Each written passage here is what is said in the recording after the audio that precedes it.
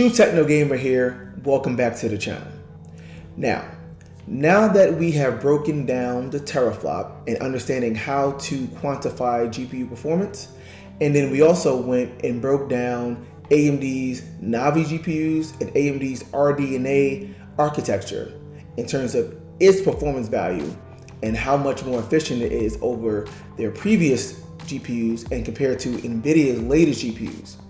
We have now everything that we need to make a sound, educated approximation of what the next generation of console graphics will be, based on two key pieces of information that we know from Microsoft in particular. So one, we know that the Xbox Series X will have approximately 12 teraflops of computing performance.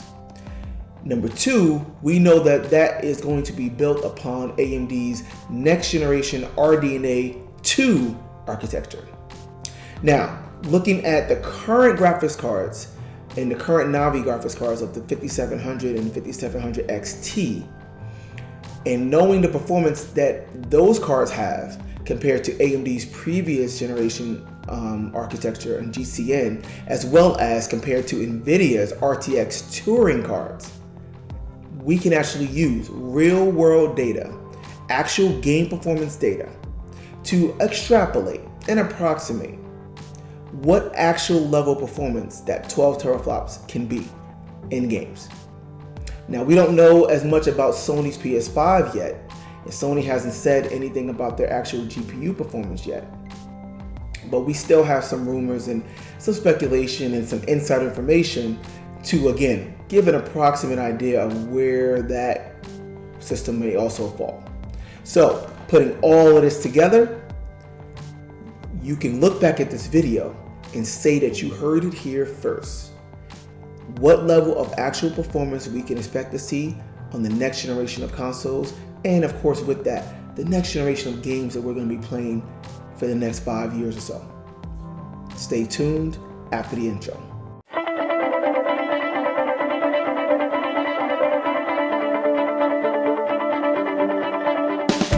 All right, now let's get into it.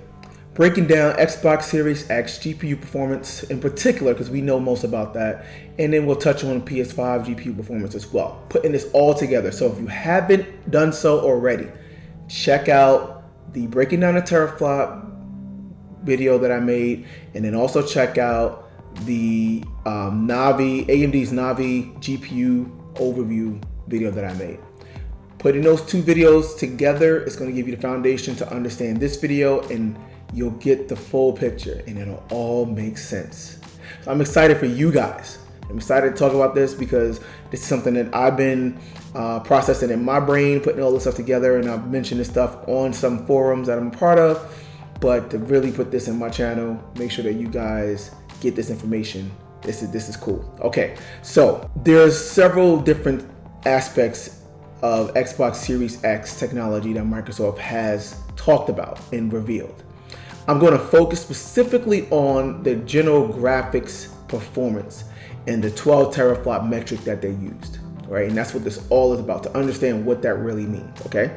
So, to understand what the 12 teraflops in the Xbox Series X really means, we're going to start by looking at the existing Navi 5700 series graphics cards that are out today for the PC side. Okay, now those new graphics cards are based on AMD's new RDNA architecture, and we know that the Xbox Series X and PlayStation 5 are also based on some version of RDNA architecture as well. And I'll get more into that in a bit. So let's start by looking at that. So the current flagship GPU from AMD technically is still the Radeon 7 GPU, okay? Now, I talked about that in the previous videos, but the Radeon 7 is technically the world's first 7nm GPU.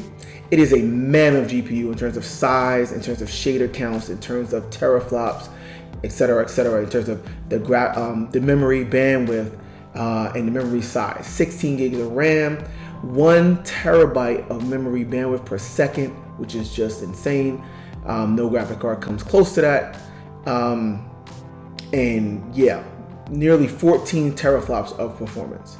Now, the key thing about that graphics card though is that that is based on AMD's older GCN architecture, graphics core Next, that they have been using since 2012 timeframe.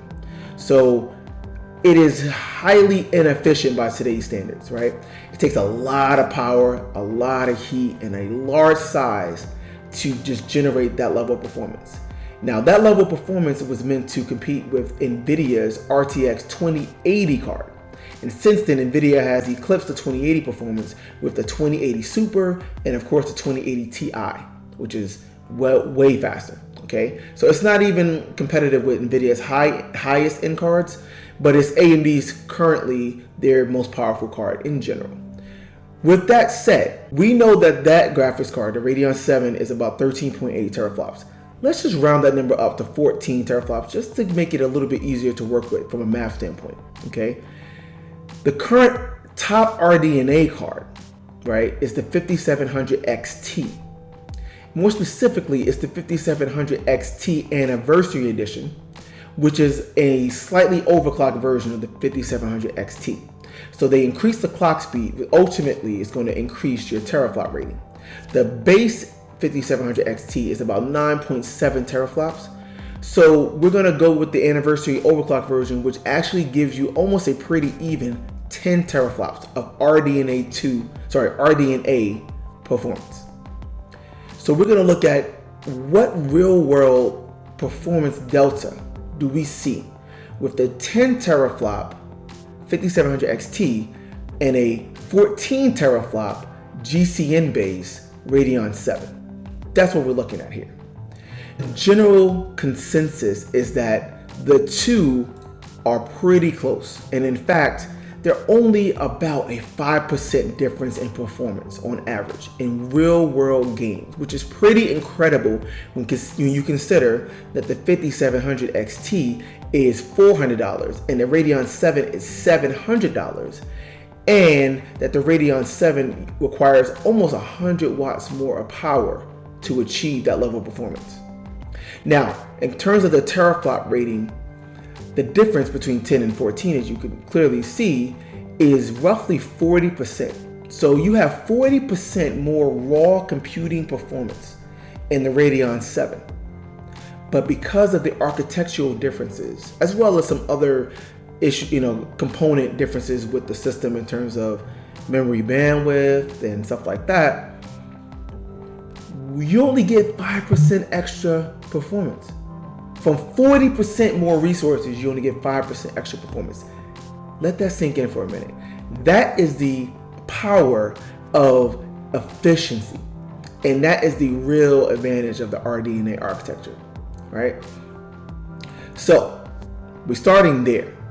40% more compute power for a 5% difference. In fact, if we look at the 10 teraflops rating on the 5700 XT, and we look at what AMD has officially said. Now, officially, they said that the RDNA architecture is supposed to yield roughly 25% IPC, instructions per clock, performance improvement. What that means is if you had two GPUs of the same spec and the same teraflop rating, roughly, let's say 10 teraflops, one was GCN, one was RDNA, that the RDNA one would be 25% faster. That's what that means. So another way to think about that is if we look at the 10 teraflop RDNA card and we extrapolate 25% additional performance, that actually in that case yields roughly 12.5 teraflops. We already know from real world data that that 10 teraflop card is pretty close to matching the 13.8 teraflop Radeon 7 within 5%. So try to stay with me here. If we take 5% of performance away using that 13.8 teraflop number, we're gonna roughly get like 13.2 ish. Okay, 13.1, 13.2. So let's just say that in terms of real world game performance, we can extrapolate that the 5700 XT is giving you game performance that is roughly equivalent to a 13 teraflop GCN card.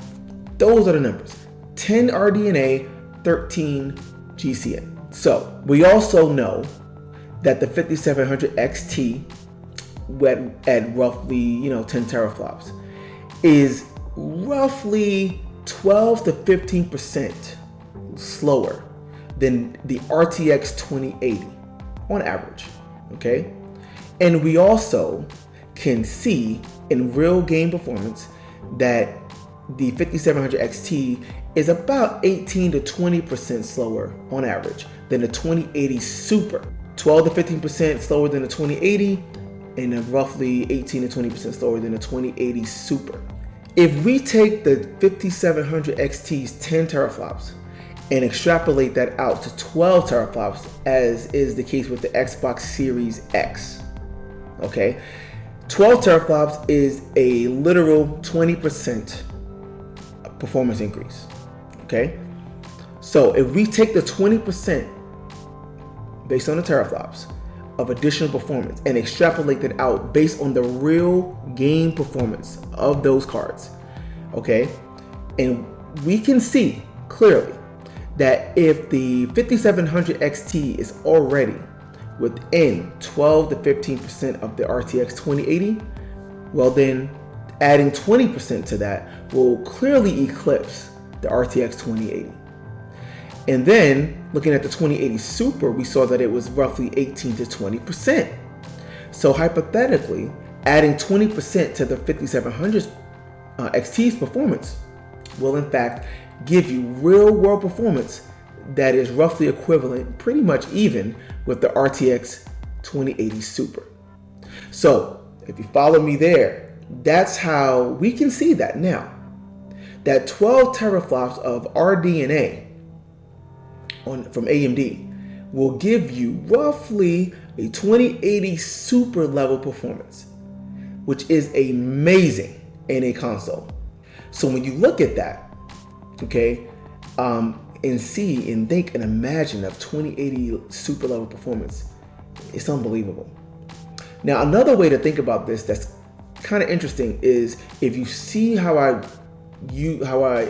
math that I did to extrapolate performance, you can actually try to compare the Xbox Series X to the Xbox One X. Okay, now you can't do that directly because they're two very different architectures, as I've completely broken down.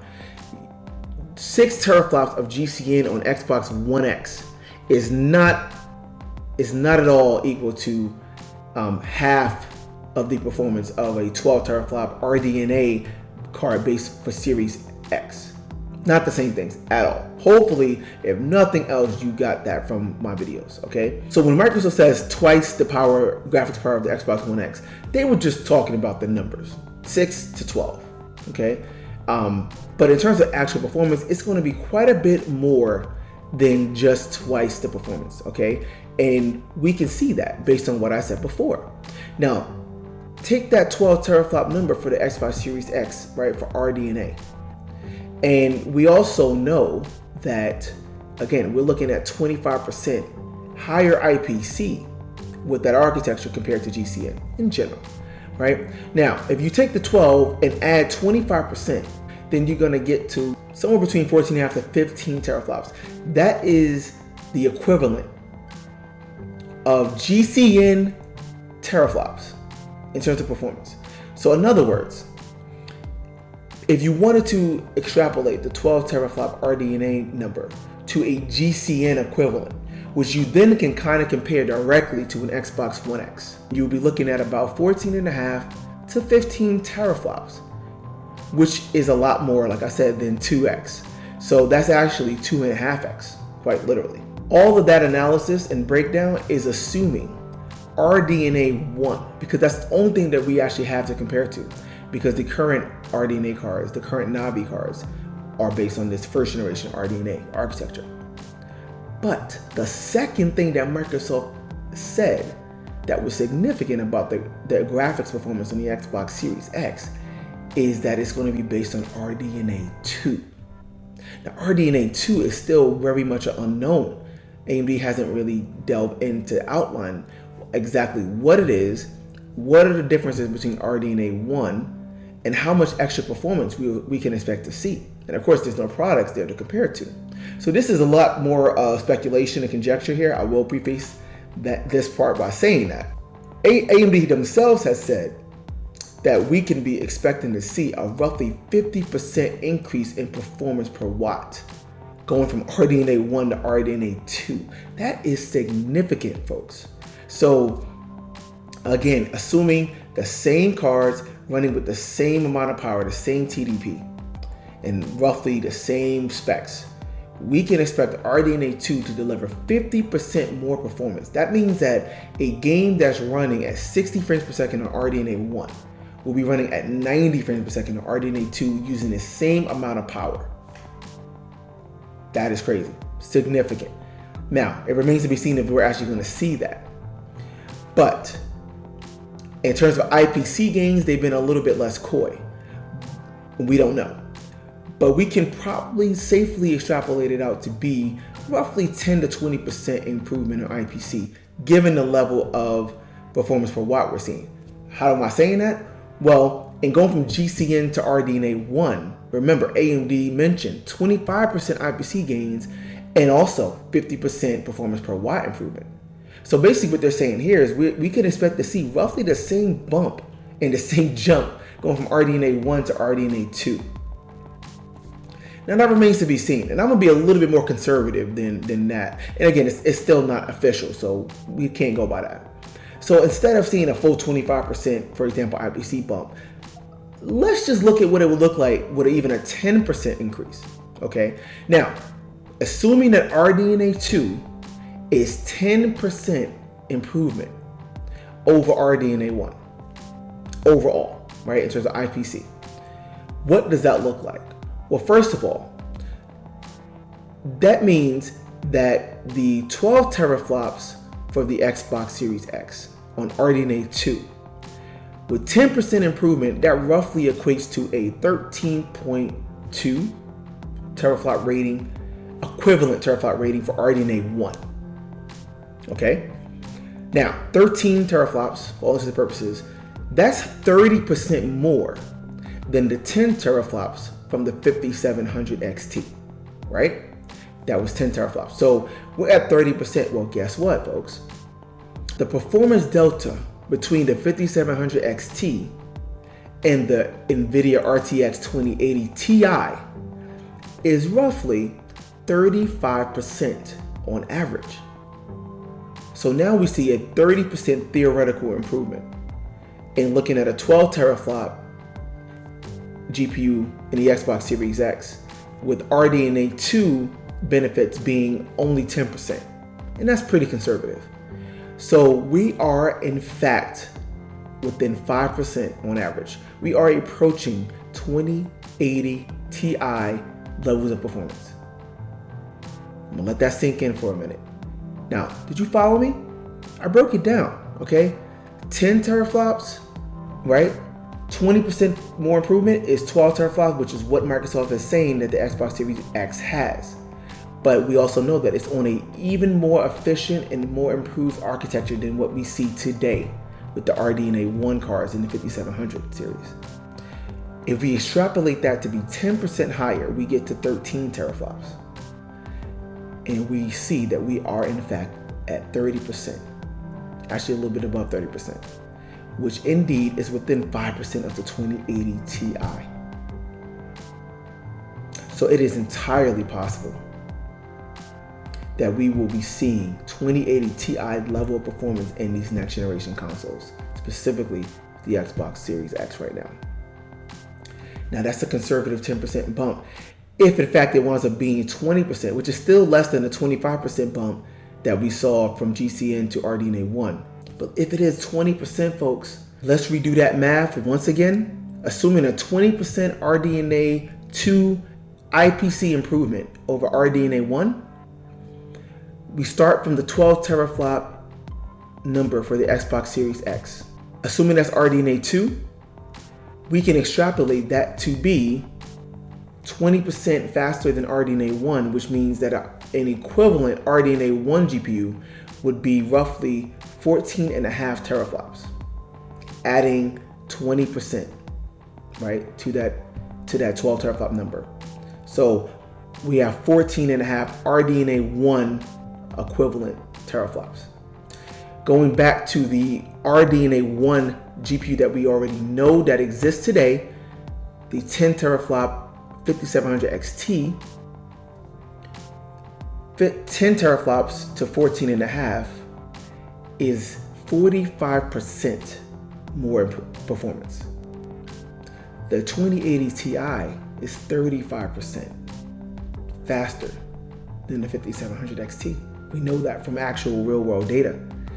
So theoretically, if RDNA 2 is in fact 20% more efficient in terms of IPC, instructions per clock,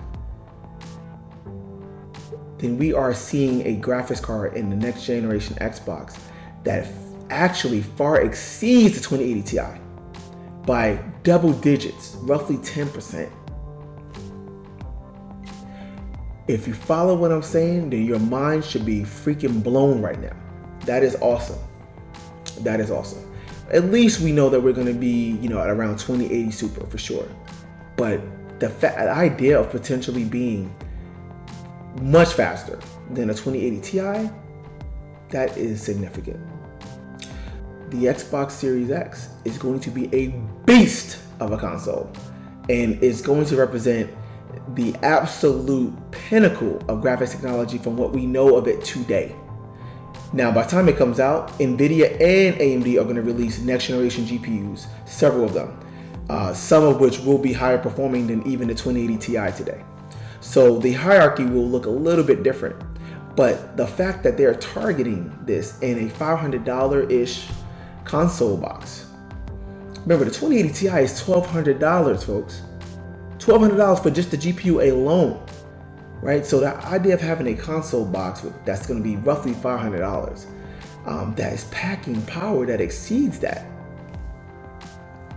it almost brings a tear to my eye, especially coming from the PlayStation 4 and Xbox One, when those consoles were so underpowered by the time that they launched relative to what was available at the time. They were way underpowered. So just remember, okay, one of the things to take away from this whole series of videos, hopefully, and from this video as well, one thing that you cannot do, which I have seen some media outlets do, you cannot look at the 12 teraflop rating on the Xbox Series X today and compare it to anything out there on the market directly today, because the architecture that is on that new Xbox, it does not exist on any other commercially available graphics card today from Nvidia or AMD. So it doesn't map. It's not one-to-one. Please, please, please do not do that. You can't take the teraflop rating and take it on face value and compare it to something else. That's the one key thing to take away from here if you don't take away anything else from these series of videos from me. But the bottom line here, guys, and let's just put this all together, man, and this is what it's all about and why it's exciting.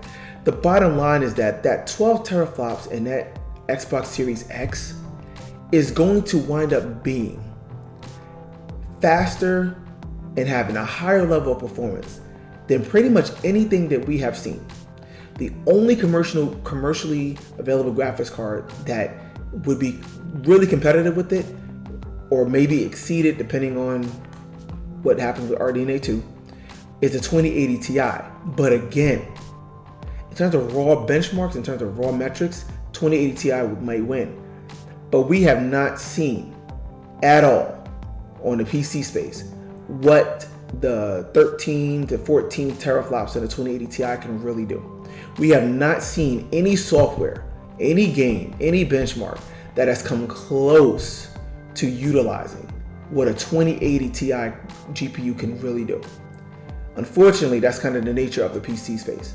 And all the 2080 Ti is doing is just wasting resources and just accelerating games that are designed for a much lower spec. So the idea that we can have games that are designed, the baseline is fitting a 2080 Ti potentially.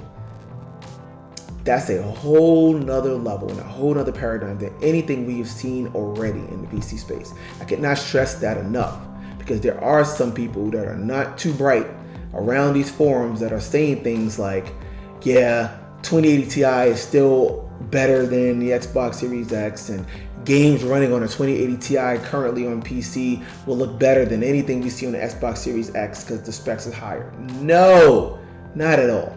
Not at all. Because the baseline is going to be a 2080 super level, close to a 2080 Ti.